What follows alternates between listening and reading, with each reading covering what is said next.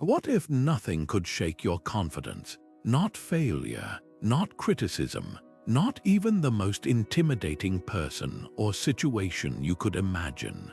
That unshakable core, the kind of strength that makes you truly unintimidatable, isn't just reserved for ancient warriors or legendary leaders. It's something you can build starting today, and the blueprint has been waiting for you for over 2,000 years. The Stoics, thinkers like Marcus Aurelius, the emperor who ruled Rome with calm clarity, or Epictetus, the former slave who taught that our power lies in how we choose to respond, knew this secret intimately. They understood that real strength isn't about brute force or loud defiance. It's about cultivating habits that fortify your mind, so no external chaos can dictate your inner peace. Picture this: two people face the same setback, a job loss, a harsh insult, a plan crumbling apart. One spirals into self-doubt, while the other remains steady, focused, even energized by the challenge. What separates them isn't luck or genetics, it's practice. The Stoics didn't just philosophize about resilience, they lived it, testing their principles in the grit of daily life. And the habits they honed, like training their perception to see obstacles as opportunities, or mastering the pause between stimulus and response, are the same tools you can use to build a mind that doesn't flinch. This isn't about pretending you never feel fear or doubt. It's about rewiring your reactions so those emotions don't hold the reins. Imagine walking into any room, any conversation, any high-stakes moment with the quiet certainty that you're equipped to handle whatever comes. That's what happens when you adopt Stoic habits, not as abstract ideas, but as daily rituals. Over the next few minutes, we'll explore exactly how to cultivate this unshakable mindset, drawing on timeless wisdom that's as practical now as it was in the bustling markets of ancient Athens. The journey to becoming unintimidatable starts with a single choice: the decision to train your mind like a Stoic would. Ready to begin. Being unintimidatable doesn't mean puffing out your chest or bulldozing through life with a hardened exterior. That's just performance, an act that crumbles under real pressure. Stoicism flips the script entirely. To be unintimidatable is to operate from a place of unshakable self-mastery, where no outside force, whether it's a person's anger, a career setback, or even your own spiraling thoughts, can hijack your clarity. Seneca put it perfectly: true strength is born in stillness, not in storms. Think of it like standing in the center of a hurricane while remaining utterly calm.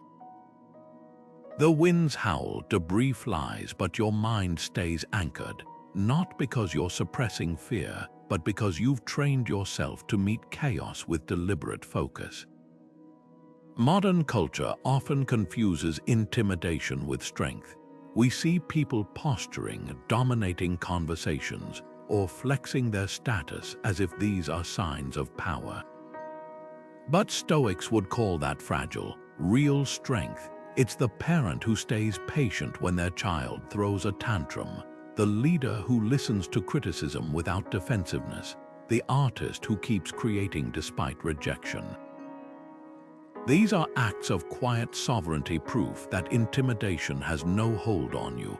Here's the key distinction: arrogance is a mask for insecurity. Unshakability is the result of inner work. One depends on others' reactions, the other is self-contained. Picture two swords. One is brittle, polished to impress, but shatters on impact. The other is tempered steel, flexible, resilient, forged through repeated fire. Stoic habits are that tempering process. They teach you to separate what you control, your judgments, your efforts, from what you don't, others' opinions, external events, so you stop handing your power away. When have you felt this unshakable? Maybe it was the time you stayed composed during a high-pressure meeting, or when you shrugged off a cutting remark instead of letting it sting.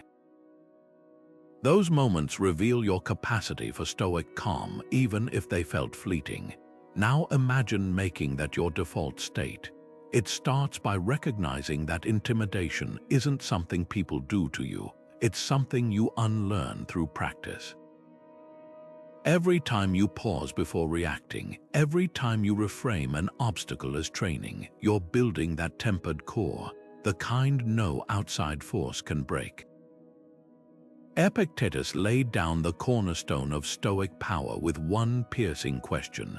What's up to us? Not wealth, not reputation, not even the actions of those closest to us. The only thing truly ours, our judgments, our efforts, our responses, what the Stoics called the inner citadel. This is where unshakability begins, not by trying to control life's turbulence, but by mastering your stance within it. Picture a sailor who doesn't command the wind but adjusts the sails. That shift from fighting external storms to strengthening internal navigation is what makes someone genuinely unintimidatable. Criticism lands differently when you absorb this truth. Imagine two scenarios. Someone insults your work. If your worth depends on their approval, their words become a wrecking ball. But if your worth is anchored in your own standards, your effort, your growth, their opinion becomes weather passing by. This isn't indifference, it's selective focus. The Stoics didn't ignore reality. They trained themselves to invest energy only where it could bear fruit. Marcus Aurelius scribbled reminders to himself like, "You have power over your mind, not outside events." Realize this and you will find strength. That's the alchemy, transforming helplessness into agency by narrowing your scope to what you can actually shape. Modern stressors test this daily. A job rejection, a social media smear campaign, a friend's betrayal all feel like personal earthquakes, but the Stoic asks, can I change this outcome? If yes, act. If no, redirect that energy inward. The writer who faces harsh reviews doesn't obsess over every critique. They focus on honing their craft. The athlete benched during playoffs doesn't rage at the coach. They control their preparation for the next chance. What looks like resilience is really rigorous prioritization. Here's the paradox: the less you try to control, the more powerful you become. Think of a negotiator who stays calm when talks get heated. Their leverage isn't in dominating the room, it's in their ability to stay clear-headed while others react. That's Stoic control in action. Every time you pause before firing off an angry text, every time you reframe failure as feedback, you're exercising this muscle. The dichotomy of control isn't about resignation, it's about liberation. When you stop expecting the world to bend to your will, you unlock a deeper kind of courage, the kind that doesn't need guarantees to move forward. This mindset flips intimidation on its head. Someone tries to rattle you, their behavior is their domain. Your calm is yours. A project falls apart. The outcome wasn't yours to command, but your adaptability is. That's the secret Epictetus whispers across centuries. Fear doesn't vanish because circumstances change. It dissolves because you stop letting the uncontrollable define you. Emotional resilience in Stoicism isn't about numbing yourself to life's ups and downs. It's about rewiring how you experience them. Take Marcus Aurelius, who ruled an empire but still carved out time each night to journal, dissecting his own reactions like a scientist studying a specimen. You have power over your mind, not outside events. He reminded himself that nightly practice wasn't just reflection, it was mental training. By examining his impulses, anger at a betrayal, anxiety over a decision, he wasn't suppressing them. He was learning to observe them without being hijacked. Think of it like building calluses. A guitarist doesn't avoid the pain of pressed strings. They play until their fingers toughen. Stoics do the same with emotions. When you're hit with public speaking nerves, for example, the goal isn't to erase the jitters.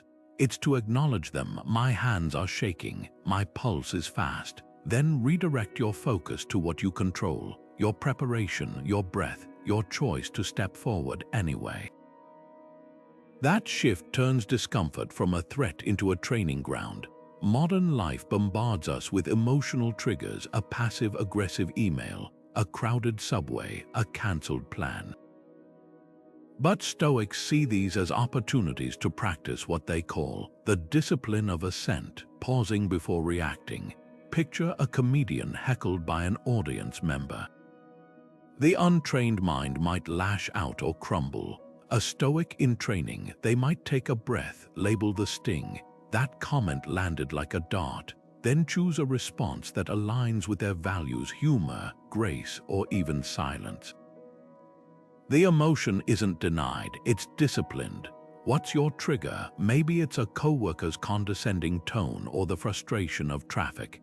Next time it arises, try this. Pause just long enough to name what you're feeling. Then ask, is this within my control? If not, release the mental grip. If it is, channel that energy into action. This isn't about becoming emotionless. It's about becoming the author of your reactions rather than the victim of them.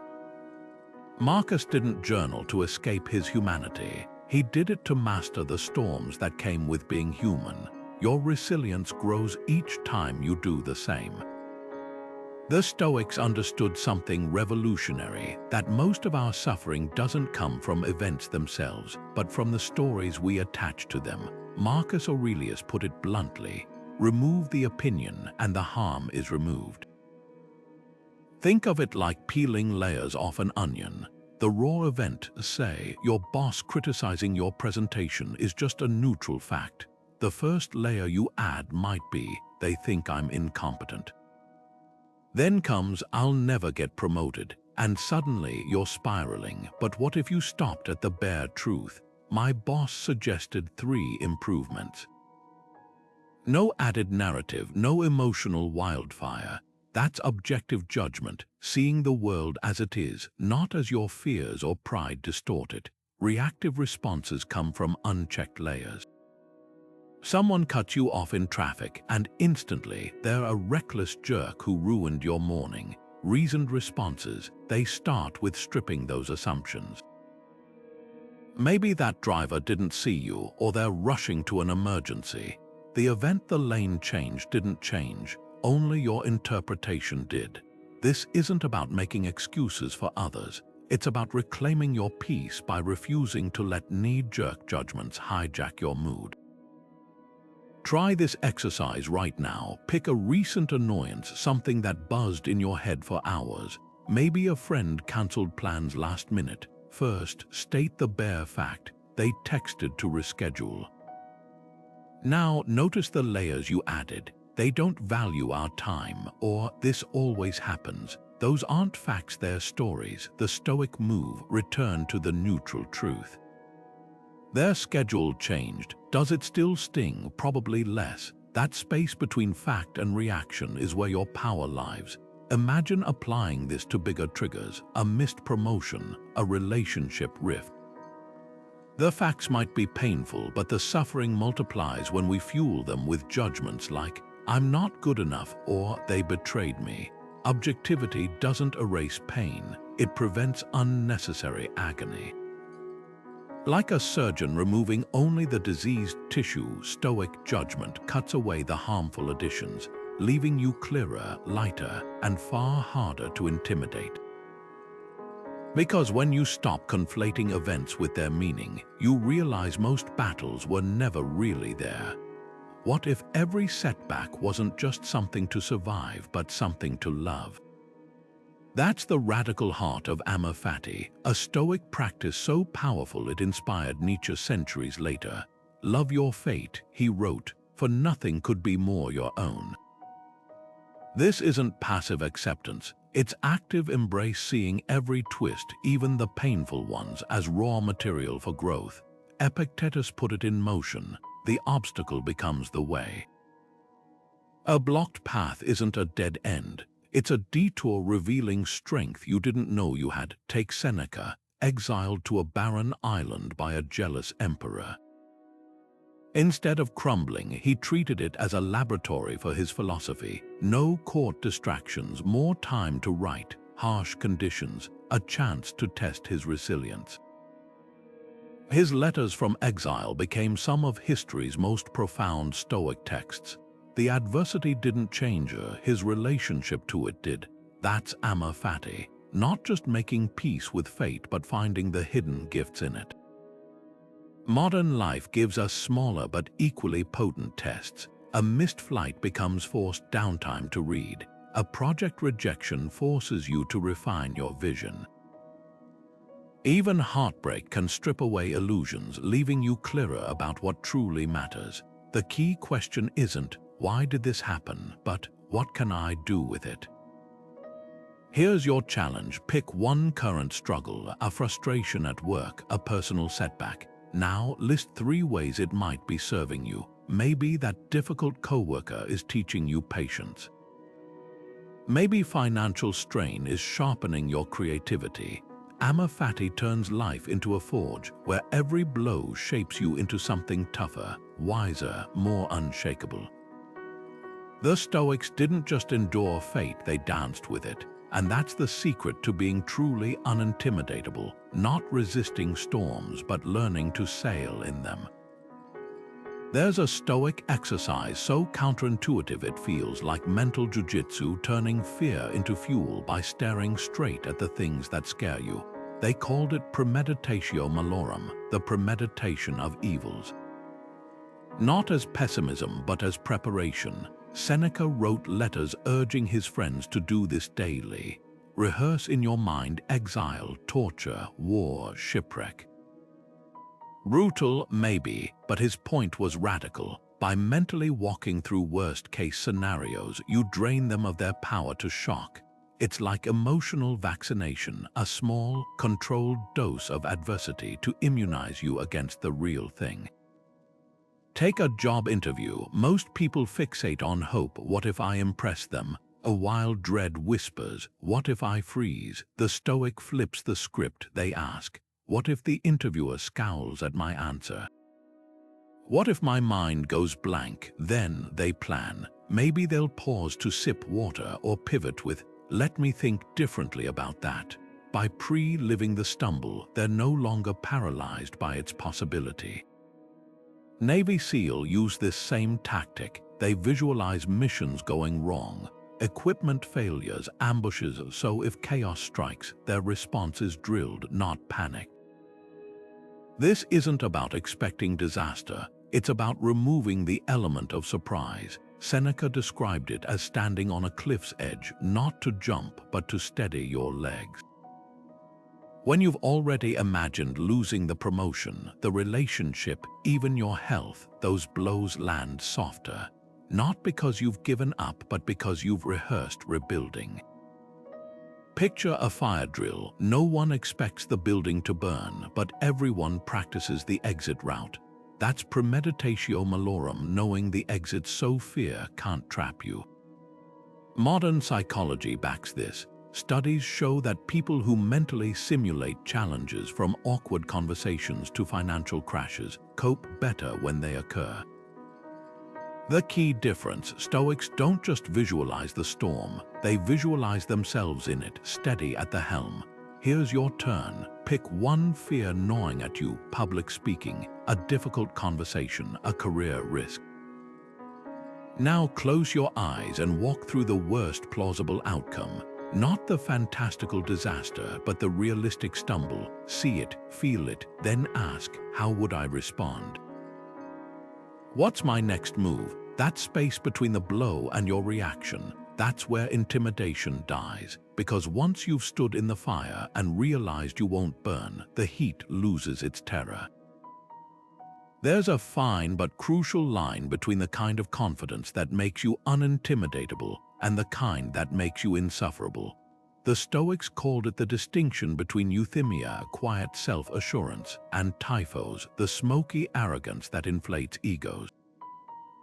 Marcus Aurelius, the most powerful man in Rome, scribbled reminders to himself like, "You could be good today, but instead you choose tomorrow."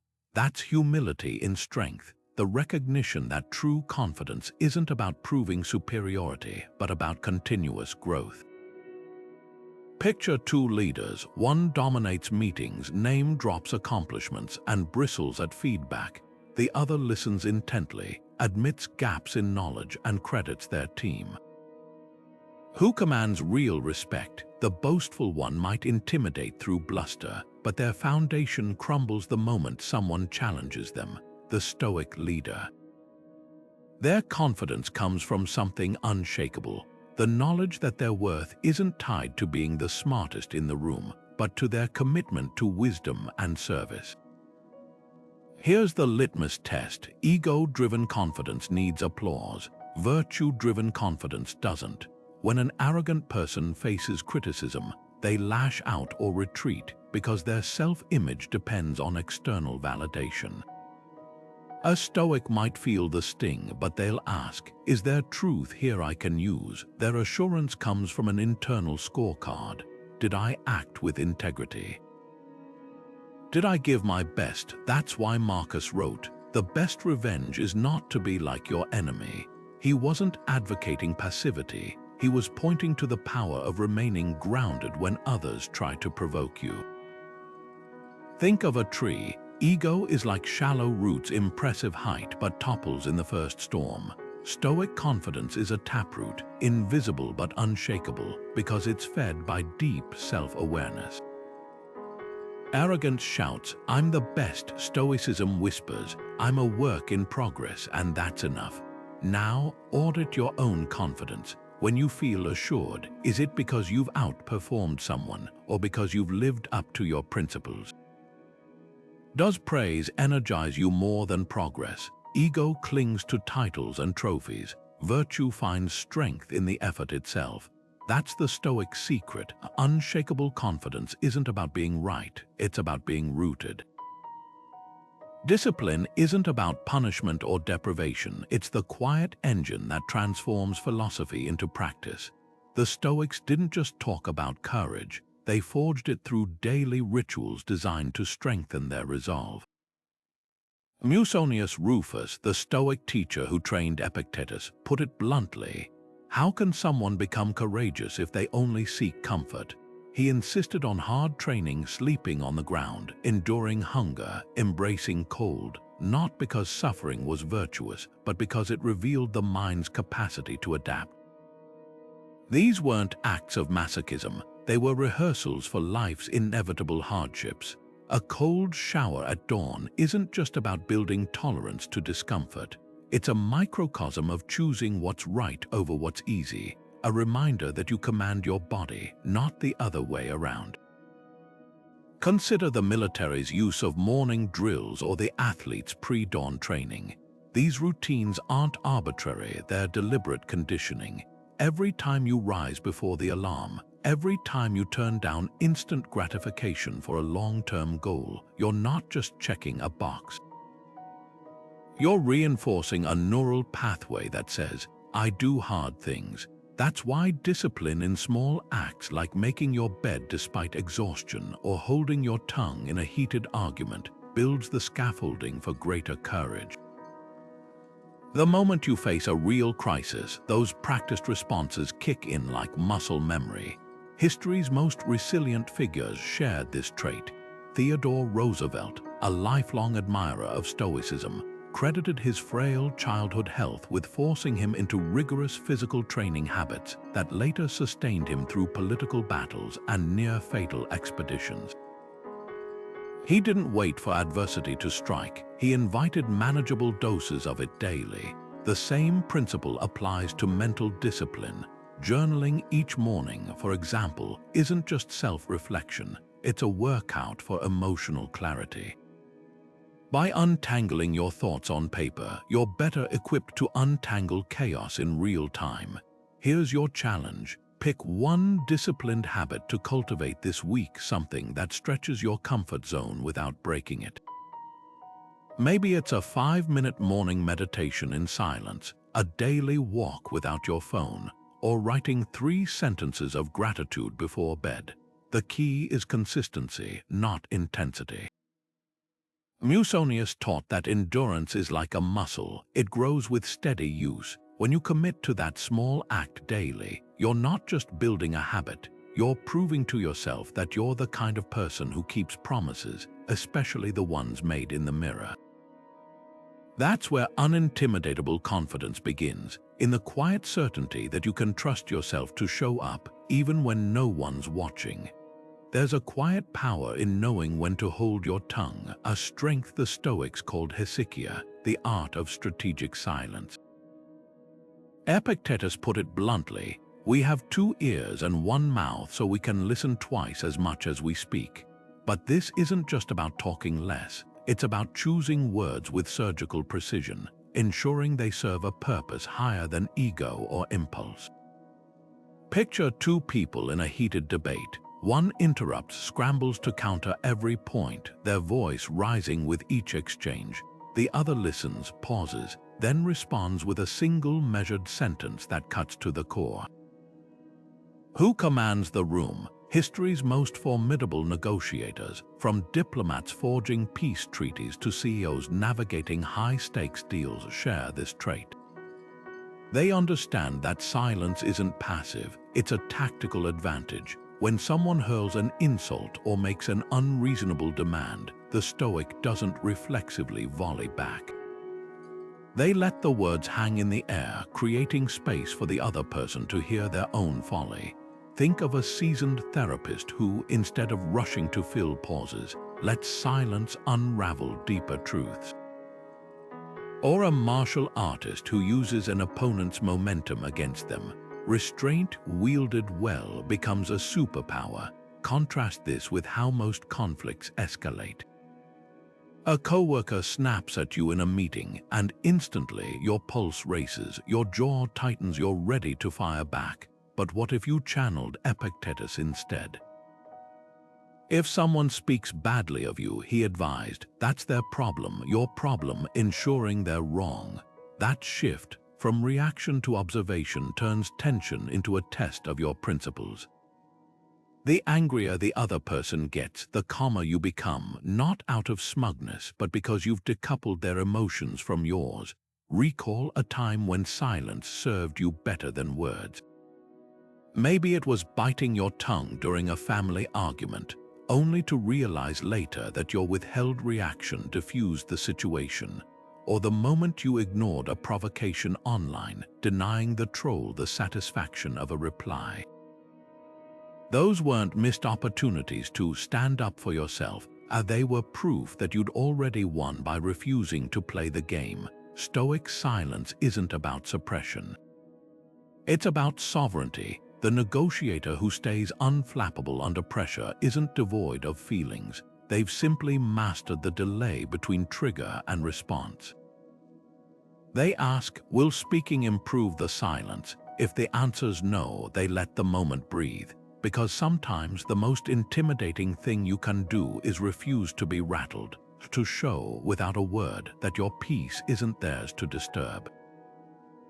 Imagine building your entire sense of worth on something as unstable as applause, like constructing a house on shifting sand. The Stoics saw this trap clearly 2,000 years before social media turned validation into a relentless chase for likes and approval. Marcus Aurelius, the emperor whose words were read by millions yet written only for himself, warned how quickly fame becomes oblivion. He wasn't cynical, he was practical. One day, the crowd cheers your name. The next, they've moved on to someone new. Basing your worth on that applause, it's handing your self-esteem to a fickle audience that doesn't even know you. Social media magnifies this ancient dilemma. Every post, every comment section becomes a mini-trial where strangers judge your value in real time. The dopamine hit of a viral moment feels like confirmation, see, I matter. Until the algorithm shifts, engagement drops, and that hunger for external proof returns. The Stoic alternative, stop outsourcing your worth. Think of it like having an internal compass instead of relying on ever-changing weather vanes. When your confidence comes from living by your principles, doing honest work, treating people with respect, growing daily, no amount of praise can inflate you, and no criticism can deflate you. Here's the litmus test. When someone insults your taste in music, does it sting? Probably not, because you don't derive identity from your playlist. But if they mock your career choice or parenting style, it cuts deeper. Why? Because those are areas where you've tied your self-worth to external judgment.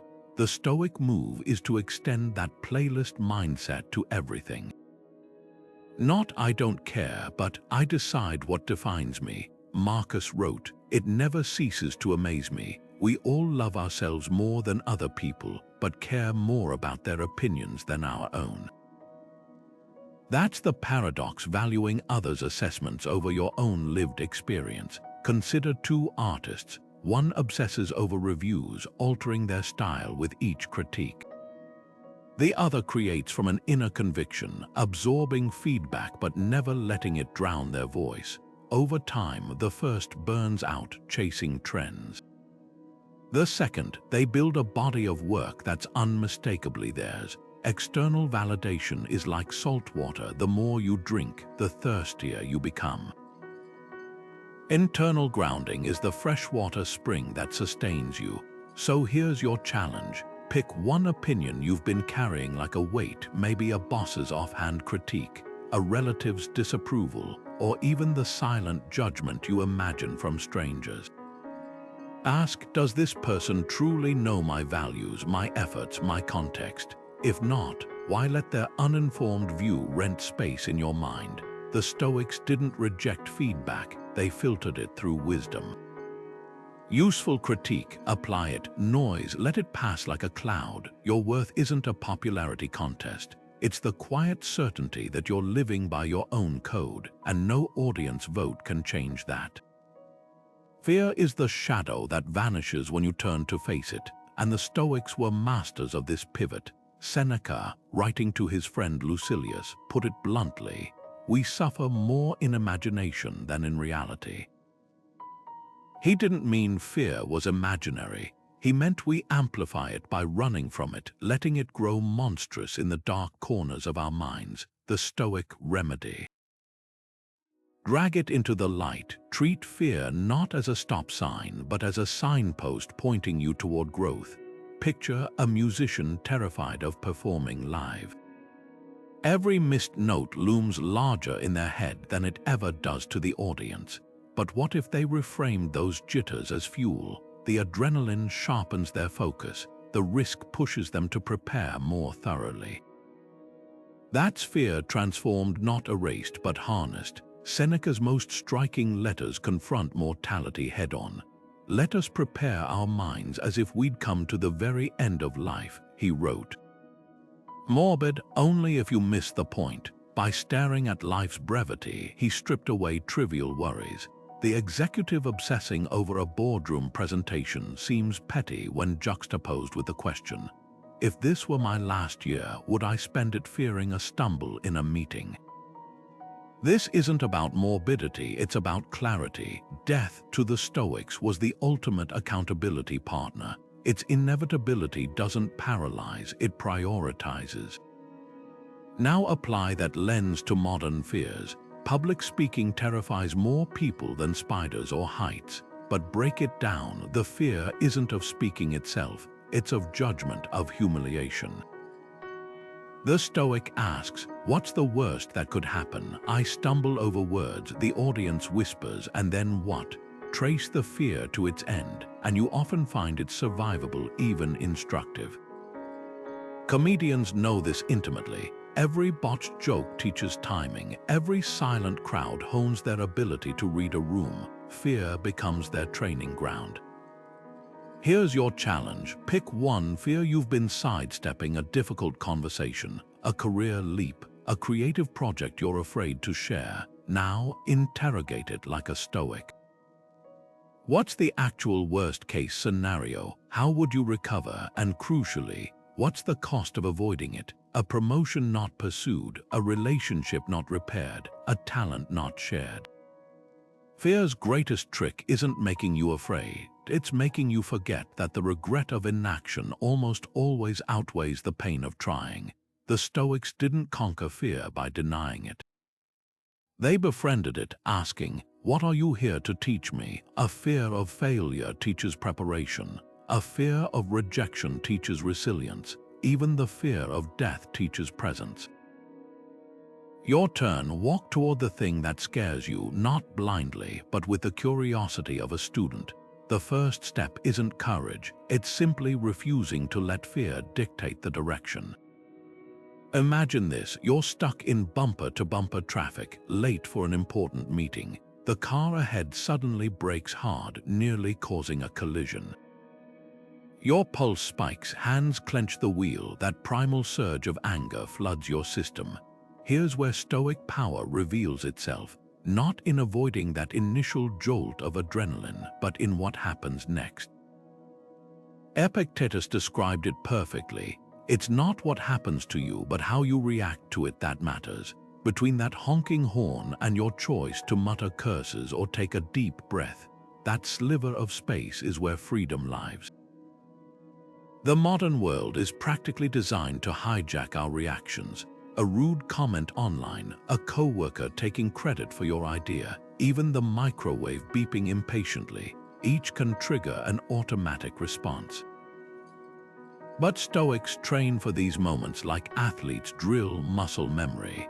They know the real battle isn't against external chaos, it's for control of that critical pause between trigger and action. Think of it like a mental airlock, a chamber where impulses enter, but only deliberate choices exit. Epictetus, who endured slavery before becoming philosophy's most influential teacher, faced insults daily. His secret: he saw words as empty vessels. If someone speaks badly of you, he said, it's like handing you a gift you can choose not to accept. Picture a tennis ball smacking a concrete wall. It bounces back with equal force. But throw that same ball into a dense curtain, it just drops. The curtain doesn't resist, it simply doesn't play the game. That's non-reactivity, letting provocations land without giving them rebound power. Try this today. Next time your sibling texts something passive-aggressive, or a stranger shoves past you in line, initiate a 5-second ritual. Feel the heat rise, then count silently. 1. Notice your jaw tightening. 2. Your breath shallow. 3. The story you're telling: they disrespected me. 4. The alternative: maybe they're having a brutal day. 5. Your choice: fuel the fire or let it fade. Those seconds aren't passive, they're where your agency lives. Traffic jams and text messages won't stop testing you, but with practice that pause expands from 5 seconds to 5 minutes to an unshakable calm. The insults don't disappear, you just stop handing them the microphone. History offers us living proof that unshakable composure isn't theoretical. It's been embodied by flesh and blood figures who stared down impossible stakes without flinching. Take Cato the Younger, the Roman senator who became Stoicism's ultimate martyr. When Julius Caesar seized power, Cato refused to live under tyranny, but his suicide wasn't some impulsive act, it was a deliberate final lesson. As his friends begged him to reconsider, he calmly debated philosophy with them, then methodically read Plato's dialogue on the soul's immortality before taking his life. What chills isn't his death, but his serene focus in those last hours. While modern culture glorifies reaction, outrage tweets, impulsive comebacks, Cato's defiance came from absolute self-possession. He didn't resist Caesar to be remembered. He resisted because it was right, even if no one ever knew. Then there's Socrates, sipping hemlock as his students wept around him. His trial was a sham, his execution unjust, yet he spent his final moments discussing why a philosopher shouldn't fear death, even joking about owing a rooster to the god of medicine. That lightness wasn't denial, it was mastery. He'd spent decades training his mind to distinguish between what's truly evil, acting unjustly, and what only feels evil, suffering unjustly. Compare that to today's culture, where minor slights trigger meltdowns and social media turns every disagreement into a war of instant reactions. The gap between Socrates' composure and our collective hair-trigger sensitivity isn't about era, it's about practice. Zeno, the founder of Stoicism, lost everything in a shipwreck: his wealth, his cargo, his plans. Instead of despairing, he wandered into an Athens bookstore, discovered philosophy, and built a school of thought that would outlast empires.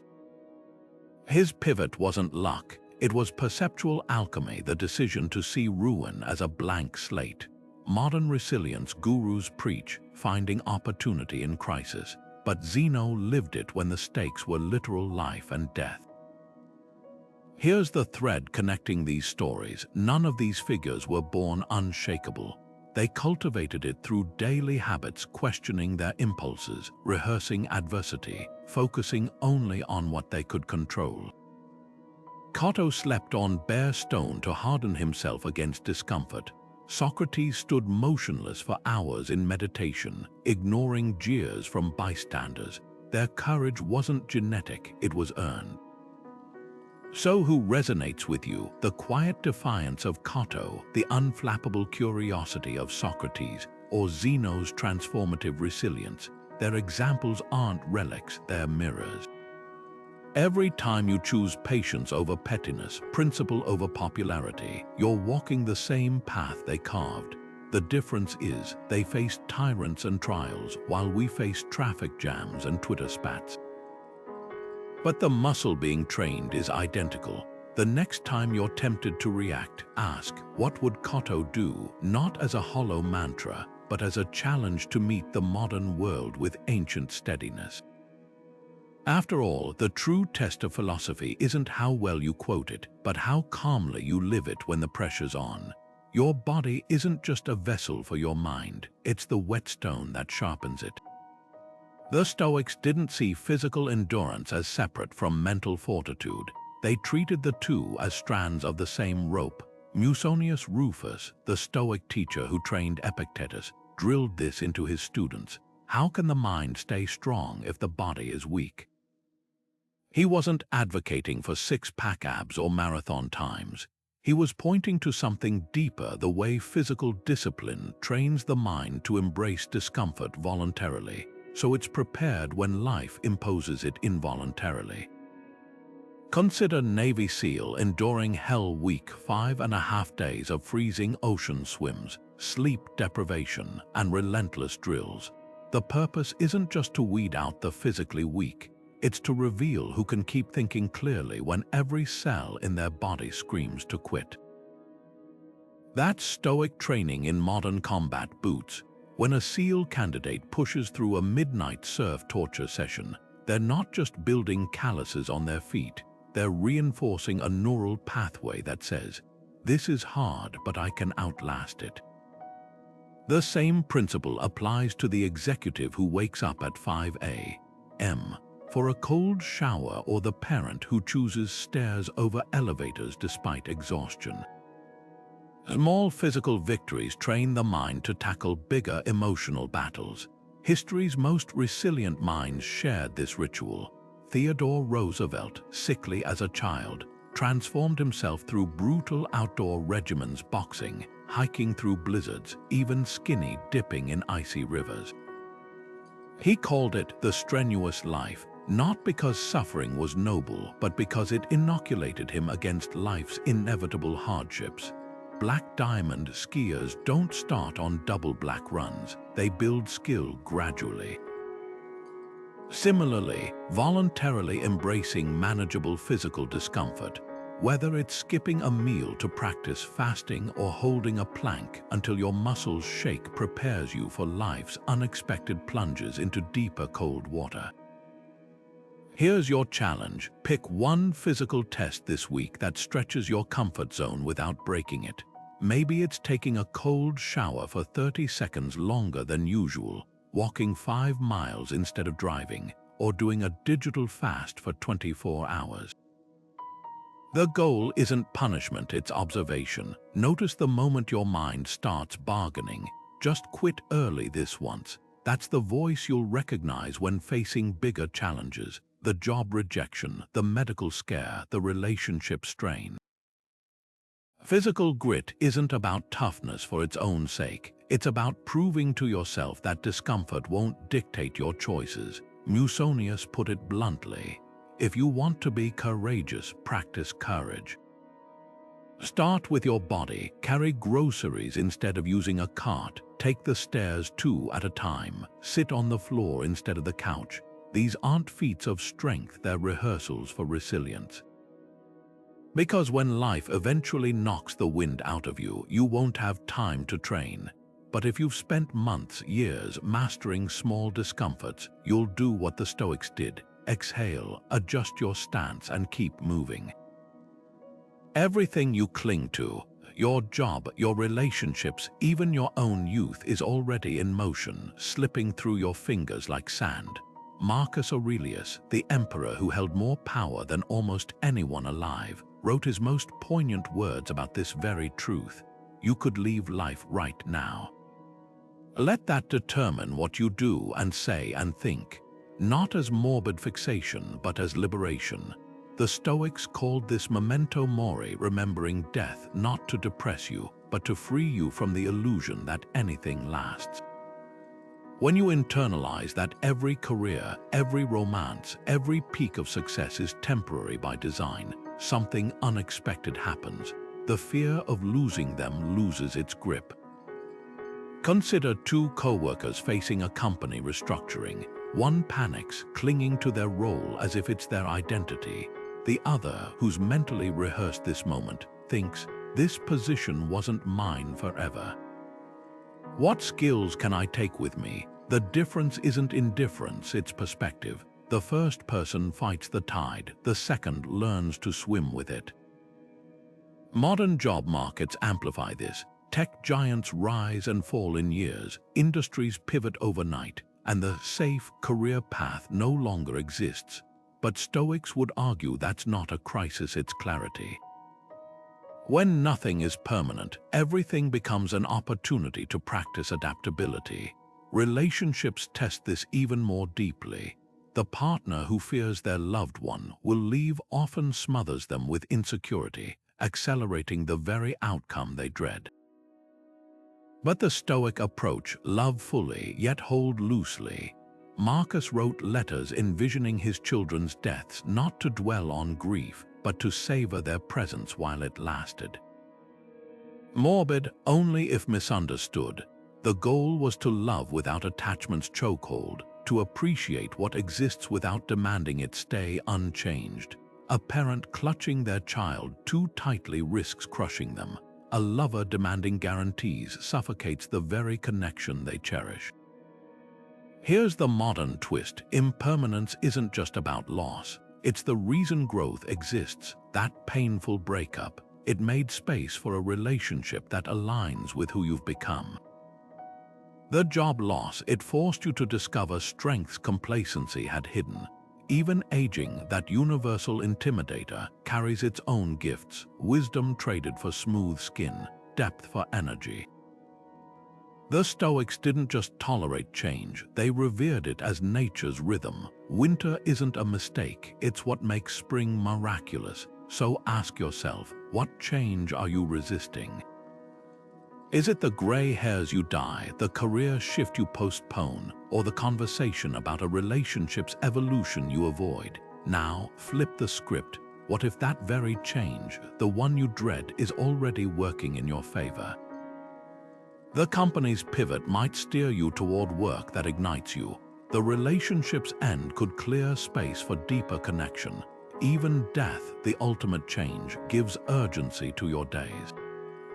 The more you lean into impermanence, the less anything or anyone can intimidate you, because when nothing is yours to keep, everything is yours to fully experience. The Stoics weren't stone-faced ascetics. They were masters of wielding humor like a scalpel, slicing through tension with a well-timed joke. Seneca, the philosopher who advised emperors, filled his letters with playful wit, teasing his friends and even himself. In one letter, he mockingly describes his own aging body as a run-down tenement, not with bitterness but with a chuckle. That's the Stoic secret. Laughter doesn't undermine strength, it refines it. When you can laugh at life's absurdities or your own flaws, you drain their power to intimidate you. Think of a stand-up comedian turning a heckler into part of the act. The insult doesn't vanish, it just stops mattering. The same principle applies when someone mocks your outdated haircut or fumbled presentation. A light-hearted, "Yeah, I peaked in the 90s," or "Guess I'll stick to emails," doesn't mean you're conceding defeat. It means you're refusing to let their opinion set the stakes. Humor isn't evasion, it's recalibration. The Roman statesman Cato, known for his iron principles, once silenced critics by showing up to the Senate in a garish purple robe, mocking their obsession with appearances. By leaning into the joke, he exposed how petty their judgments really were. Modern life gives us endless material to work with, stuck in a pointless meeting. Imagine Seneca's eyebrow raise at the corporate jargon, bombed a first date, channel epictetus.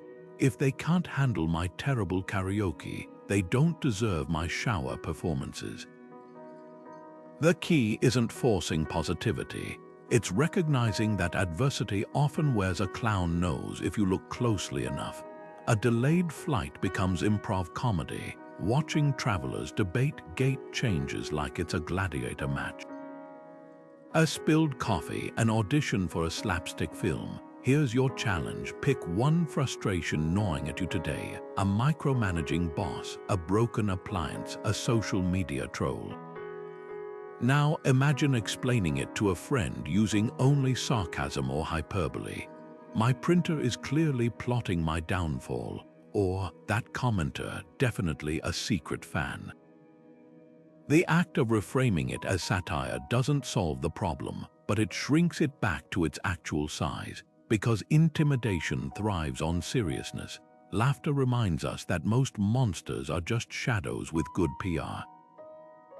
Seneca wrote, "We suffer more in imagination than in reality." Humor is the flashlight that reveals the monster's cardboard fangs. It doesn't mean the struggle isn't real, just that you're no longer afraid of its costume. The thoughts you feed grow, and the ones you starve wither. This is the core of Stoic mental discipline, the art of treating your inner dialogue not as an uncontrollable stream of consciousness, but as a garden you deliberately tend. Epictetus, the philosopher who transformed his enslavement into a masterclass on freedom, put it sharply: "Guard your thoughts like a fortress gate, for they become your actions, your habits, your destiny."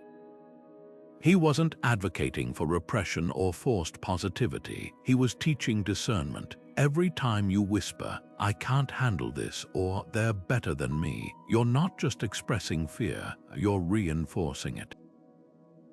But the inverse is equally true. Shift that inner narrative to "This is my training ground," or "I'll figure it out," and suddenly obstacles become invitations. Consider two athletes sidelined by injury. One obsesses over lost time. "My career is over." The other focuses on controllable factors. "Today, I'll master my rehab exercises." The first mindset breeds helplessness, the second, agency. The Stoic twist: both athletes face the same physical limitation, but their inner scripts determine whether they emerge stronger or shattered. Modern psychology confirms this. Cognitive behavioral therapy, a gold standard treatment for anxiety and depression, mirrors Stoic thought discipline by teaching patients to identify and rewrite distorted self-talk. When you change how you narrate your struggles, you change how you experience them. Marcus Aurelius left us the ultimate playbook for this mental renovation. His private journal, never meant for publication, is filled with deliberate affirmations. The obstacle is the way. You have power over your mind, not outside events. These weren't platitudes, they were psychological armor forged in the fires of war and political betrayal. When rivals plotted against him, he didn't indulge in "why me?" Instead, he wrote, "The best revenge is to be unlike your enemy." That pivot from victimhood to virtue is the essence of Stoic self-talk. Here's your training drill. Pick one limiting belief that's been looping in your mind. Maybe it's "I'm bad at public speaking" or "I'll never get out of debt." Now rewrite it with a Stoic lens. "I'm bad at public speaking" becomes "every awkward speech is data I can use to improve." "I'll never get out of debt" shifts to "today, I'll make one financial choice aligned with my goals." The new script isn't denial, it's redirection. A Stoic affirmation isn't magic. It's a mental lever that pries your focus from what's daunting to what's doable. The battlefield isn't the boardroom or the boxing ring.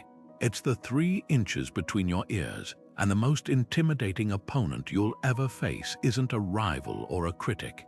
It's the voice that whispers, "You're not enough." But here's the secret Epictetus knew. You get to choose whether that voice is a prison guard or a coach. Today, when that inner critic mutters its usual lines, surprise it with a better question. What would my Stoic mentor say instead? Then answer aloud if you must, with words that build your fortress, not rattle its gates.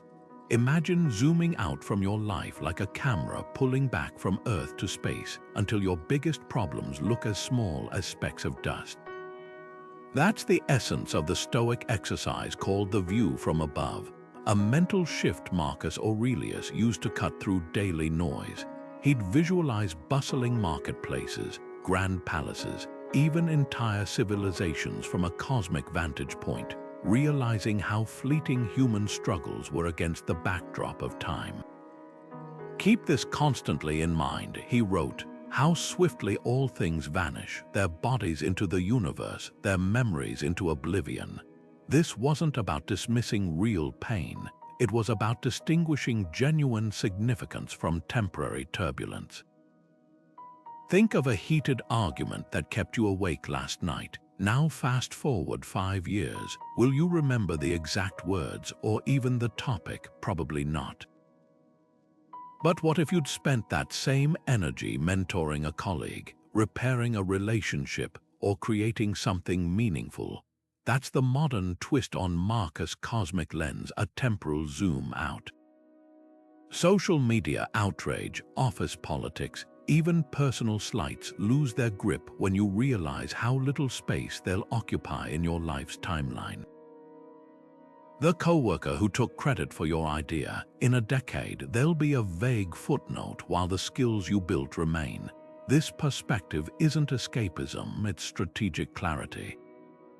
NASA astronauts describe the overview effect, a profound shift in awareness when seeing Earth from orbit. Borders vanish, conflict seems small, and what matters snaps into focus. You don't need a rocket ship to replicate this. Try this tonight. Picture yourself 5 years from now, looking back at today's crisis. What advice would future you give? Maybe they'd say, "That job rejection led you to a better path," or "You wasted weeks worrying about opinions that didn't matter."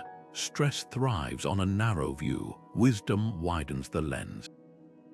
Here's the paradox. The smaller you see your problems, the bigger your capacity to handle them grows.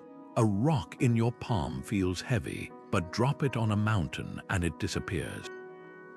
Marcus didn't ignore his duties as emperor. He just refused to let trivialities distort his priorities.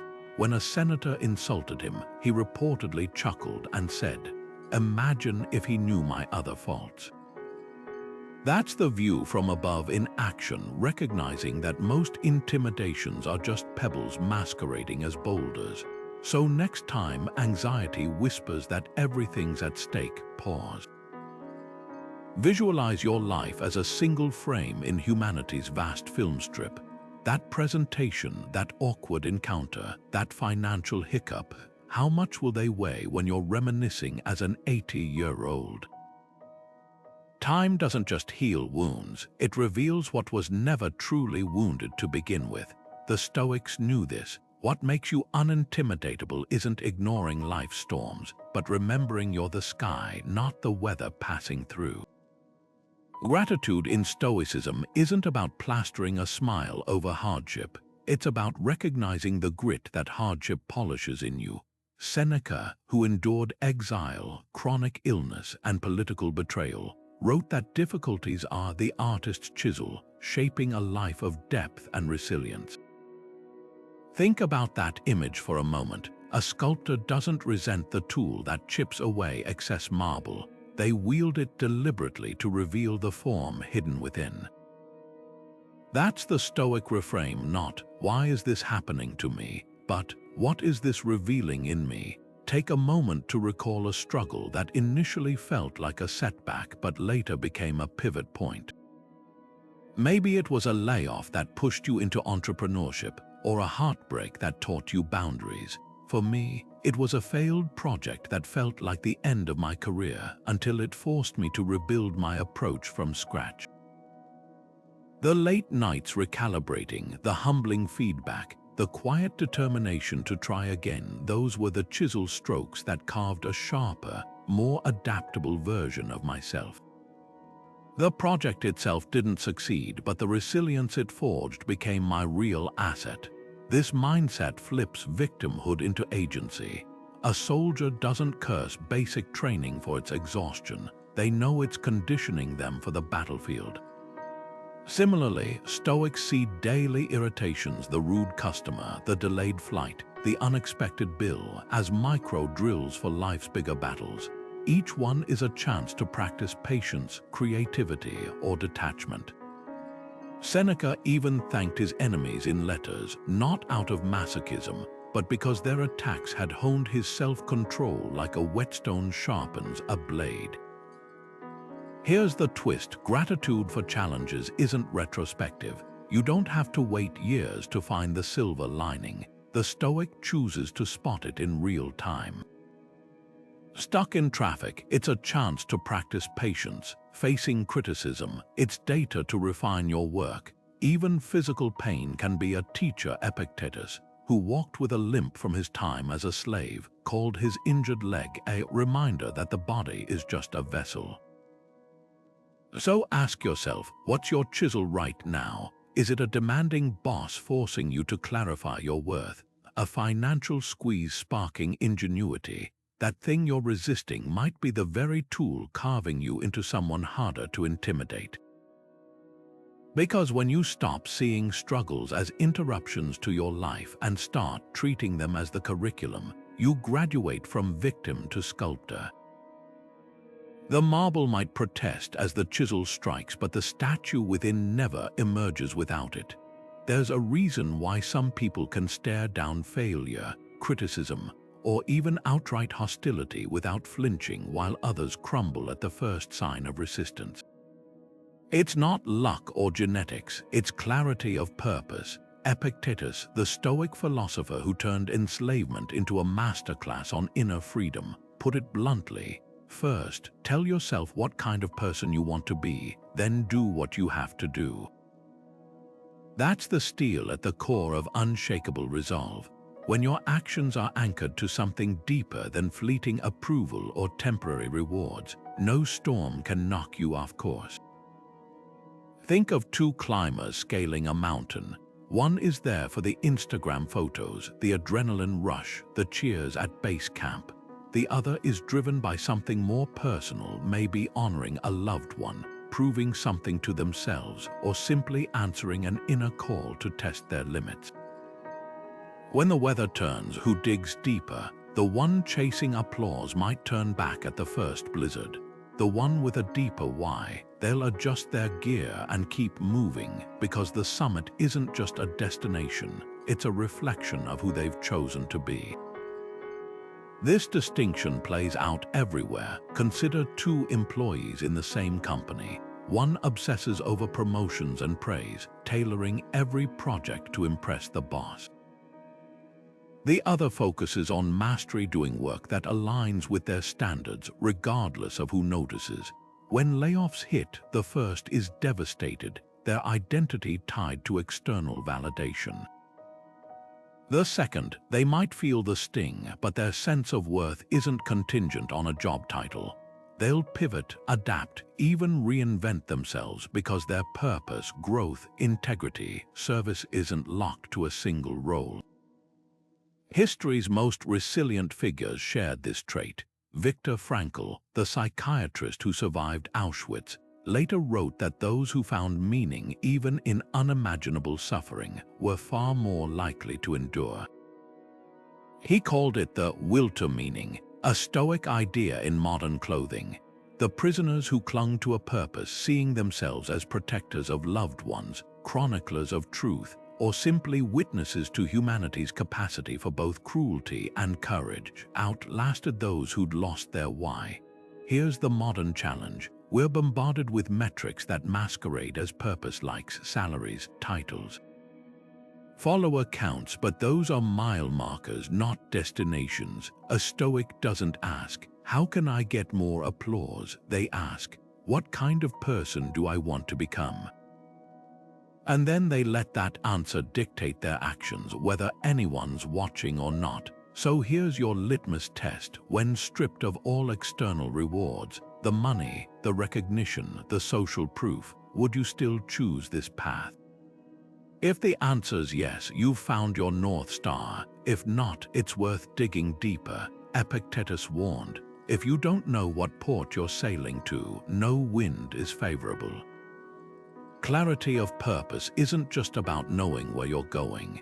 It's about knowing who you'll be when you get there, and that's what makes you truly unintimidatable. Because when your why is unshakable, the how becomes just a matter of time. The people you surround yourself with aren't just company, they're the architects of your mindset. Seneca put it plainly, associate with those who will make you better. He wasn't talking about networking for status or convenience. He meant deliberately aligning yourself with those who reflect the resilience, wisdom, and integrity you aspire to embody. Think of it like this: if you spend every lunch break with colleagues who gossip and complain, soon enough, you'll start seeing your own challenges through that same dim lens. But if you seek out the coworker who stays calm under pressure, the friend who turns setbacks into lessons, or the mentor who asks tough questions instead of offering easy praise, their habits become contagious. Stoic alliances aren't about finding perfect people, they're about finding people committed to growth, even when it's uncomfortable. History's most formidable minds understood this. Cato the Younger surrounded himself with philosophers, not sycophants. Marcus Aurelius, despite his power, sought counsel from those who would challenge him, not just flatter him. These weren't casual connections, they were deliberate choices to embed themselves in circles that pulled them toward their highest selves. Contrast that with modern clout chasing, where people gravitate toward influencers or acquaintances based on superficial metrics: followers, job titles, perceived success. The Stoic approach flips the script, value depth over dazzle. A mentor who's weathered failure with grace is far more valuable than one who's only known wins.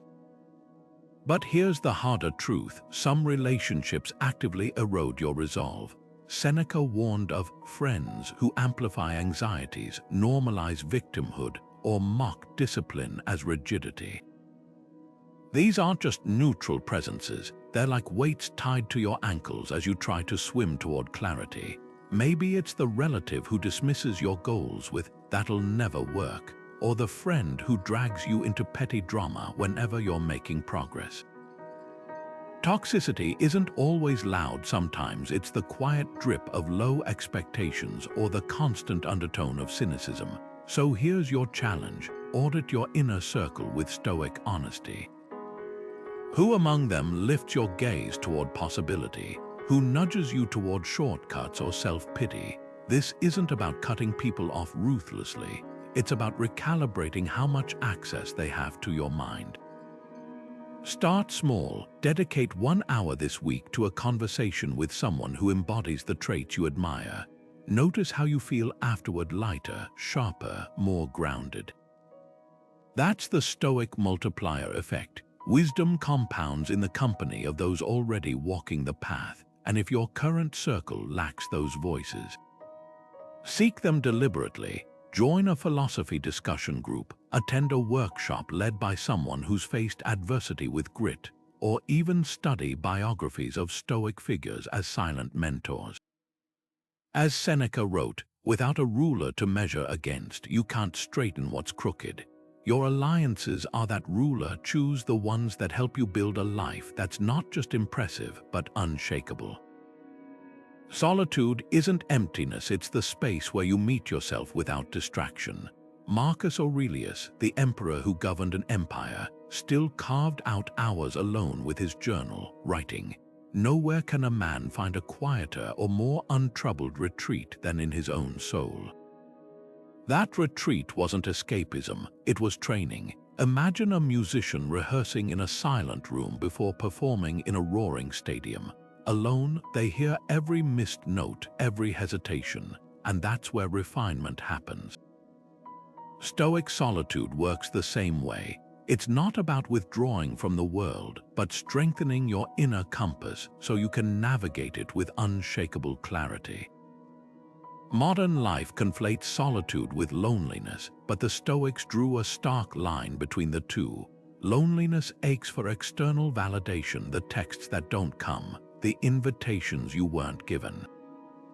Solitude, though, it's a choice. It's the writer rising before dawn to think without interruption, the athlete training in an empty gym, the parent stealing 10 minutes in the car to breathe before the chaos of home. Loneliness whispers, "No one sees me." Solitude answers, "Now I can see myself." The difference isn't in the absence of people, it's in the presence of purpose. History's most resilient minds weaponized solitude. Nietzsche wandered the Swiss Alps for days, refining his philosophy in isolation. Maya Angelou rented a sparse hotel room to write, stripping away distractions to hear her own voice clearly. Even Einstein called his best ideas the result of monologue, not dialogue. These weren't antisocial acts, they were acts of self-possession. When you're alone with your thoughts, no screens, no chatter, you're forced to confront what you truly believe, not just what you've absorbed from others. That confrontation is where intimidation loses its grip, because when you know yourself deeply, no one else's opinion holds veto power. Here's the challenge: carve out 20 minutes this week for deliberate solitude.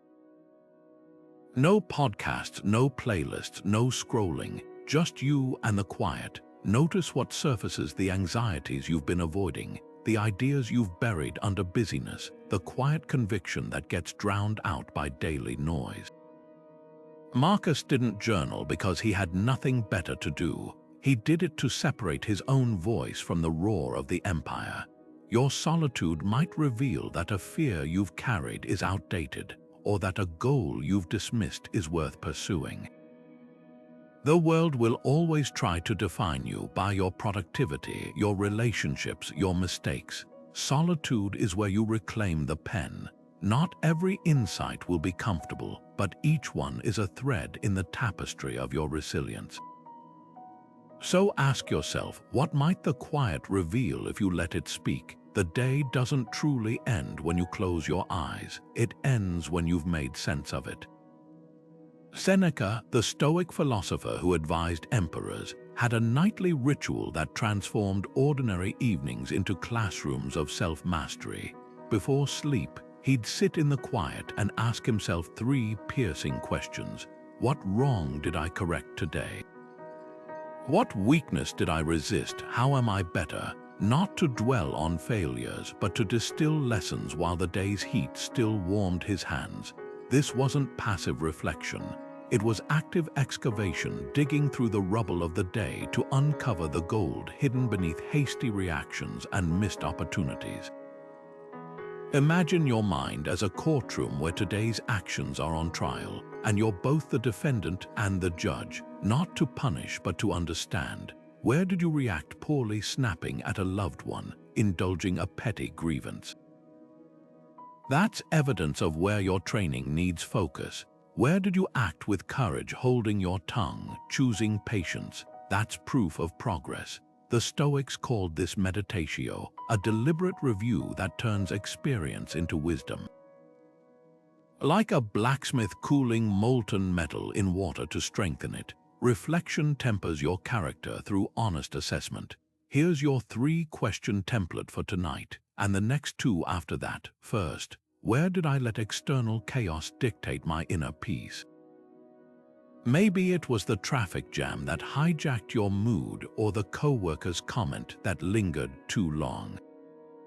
Next, where did I confuse what's urgent with what's meaningful? Did you sacrifice deep work for shallow tasks, or real connections for digital noise? Finally, what's one small way I can improve tomorrow's response? Not a grand overhaul, just a single adjustment, like pausing before replying to criticism or reframing a setback as practice. This ritual isn't about tallying sins, it's about spotting patterns. A musician reviews recordings of their performances to catch missed notes. An athlete studies game footage to correct missteps. Why wouldn't you apply the same rigor to the art of living? Seneca's journals are lost to history, but his habit survives. The simple act of pausing before sleep to separate the day's signal from its noise. Your challenge: try this for 3 nights, not as a mental scrapbook of regrets, but as a miner sifting for nuggets of growth. The first night might feel clumsy, like trying to describe a dream after waking. By the 3rd, you'll start noticing themes, perhaps a tendency to blame external factors for impatience, or moments where you surprised yourself with calm. That awareness is the seed of unintimidatability, because when you know where your reactions falter, you're no longer at their mercy. The Stoics didn't wait for annual retreats or crises to self-assess.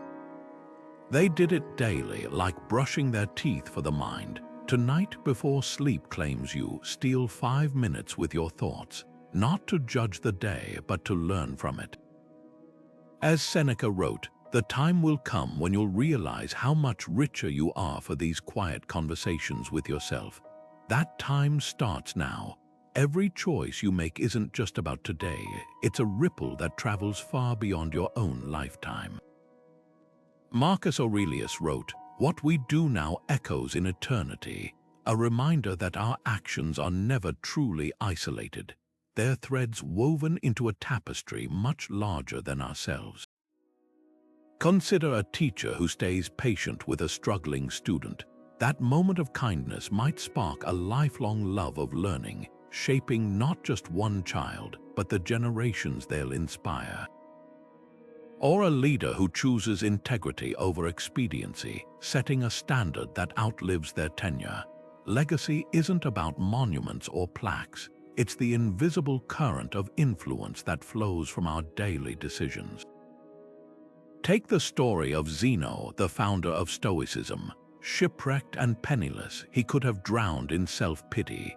Instead, he wandered into an Athens bookstore, discovered philosophy, and founded a school of thought that would guide millions, including emperors, artists, and modern-day warriors for over 2,000 years. His lowest moment became the catalyst for a legacy he'd never lived to see fully unfold. That's the Stoic view of time, not as a straight line ending with our own lives, but as a vast network where every act of courage, every refusal to compromise, sends echoes into futures we'll never witness. This perspective transforms ordinary moments into something sacred. The parent modeling resilience after a job loss isn't just soothing a child's anxiety. They're installing blueprints for how to handle adversity that may guide their great-grandchildren. The entrepreneur who prioritizes ethics over quick profits plants seeds for a business culture that outlasts them. Even the choice to walk away from gossip at the dinner table sets a precedent others might unconsciously adopt. Legacy isn't built in grand gestures alone. It's compounded in the small, consistent acts of living by principle. Marcus often envisioned people long dead observing his actions, not as ghosts judging him, but as mirrors reflecting the timeless stakes of integrity. "Think of yourself as dead," he wrote. "You have lived your life, now take what's left and live it properly." That mental shift, seeing your current self as future history, cuts through trivial distractions. The argument that feels urgent today fades when you ask, "Will this matter to the person I'm becoming?" So here's your challenge. Pick one decision facing you this week, whether to speak up about an injustice, invest time in a passion project, or mend a fractured relationship. Now zoom out. Imagine your great-grandchildren hearing about this moment decades from now. Not the details, but the essence. Did you choose courage or comfort? Did you act as if your life belonged only to you or as part of a greater whole? The answer isn't about guilt, it's about clarity. Because when you start living as if your choices echo, you stop waiting for someday to matter.